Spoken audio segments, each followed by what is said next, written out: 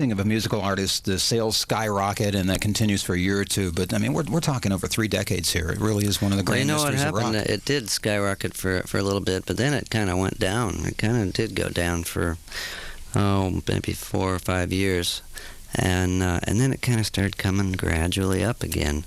A couple of things came out, like the Apocalypse Now, and then there were some books that came out, No One Here Gets Out Alive, and a couple other little interesting things.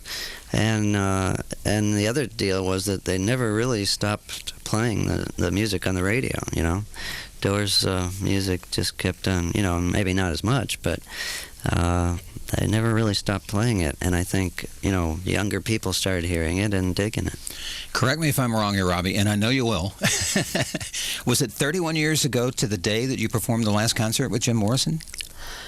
Today? Today. Jeez, that's a good question. In the city of New Orleans. It was in New Orleans, so if you have that date, maybe you're right. I mean, I know, a couple of days ago was Jim's birthday. Right. And as I remember, we did go out right after Jim's birthday, so you're probably right.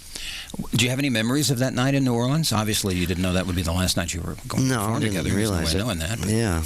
Actually, it was kind of a weird night, a very weird night. It was like Jim, the comedian, that night.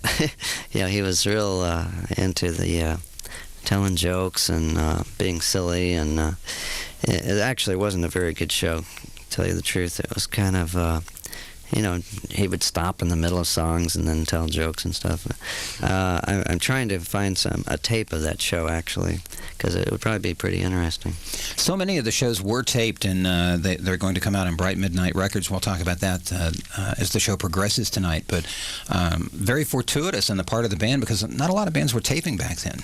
Well, we weren't either, but, it's surprising how many people, like the sound man might have had a little secret tape going or something, and we did tape some of our shows. For one tour in '68, I believe, we taped about 20 shows, and a lot of those are going to be coming out on Bright Midnight, as well as some other ones that just, people sent us tapes, and some of them were pretty good. Of course, today you can walk in with an MP3 and 2 microphones that cost $1,000 the size of your thumbnails.